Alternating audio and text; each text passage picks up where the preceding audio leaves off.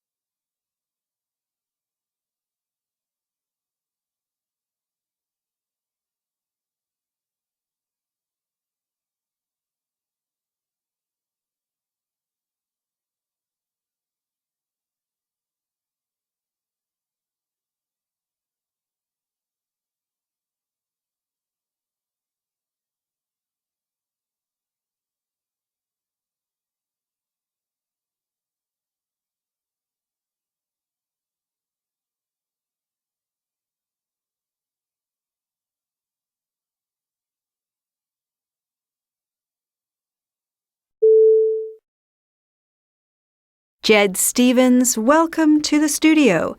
Now, you've been writing successful science fiction for almost 3 decades, but at what age would you recommend others to start writing it? That's a good question. I played around with ideas right through my teens, which is fine for your own amusement, but you just don't have the knowledge or scope to take it on seriously until you're out in the world. In your 20s is about right. There are a few writers who have turned to science fiction much later, in retirement, though I see that as risky commercially. So what led you to science fiction in the first place? Well, it would be convenient to say it was weekly doses of Star Trek, which was on television when I was a kid, but in actual fact, I couldn't stand it.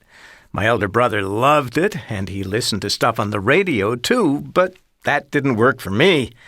I wanted visual images to stimulate my imagination, and I found them in a colorful comic strip that I consumed every week without fail.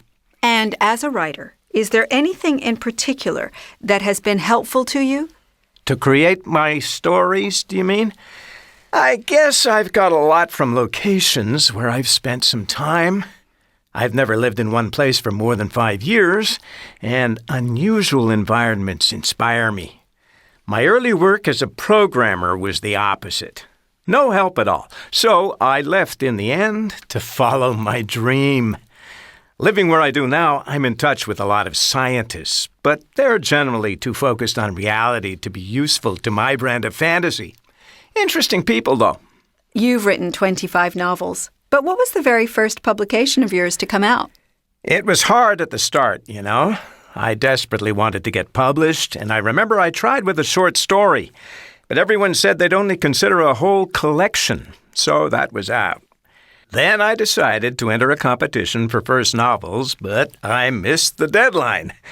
I'm still polishing that novel 30 years later.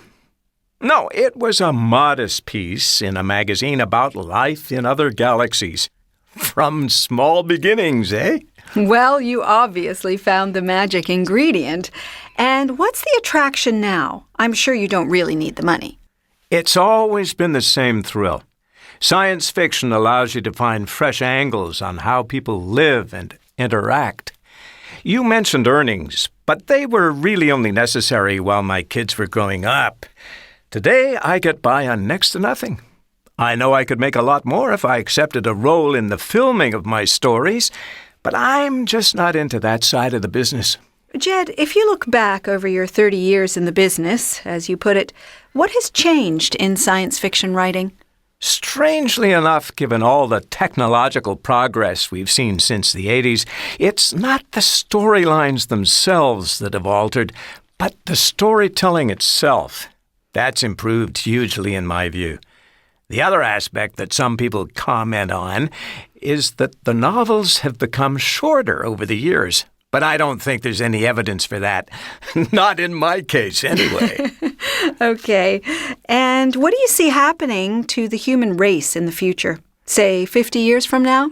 Well, I don't have a crystal ball, but my thoughts are that government funding for space exploration will become more necessary than ever, due to a lack of resources on Earth.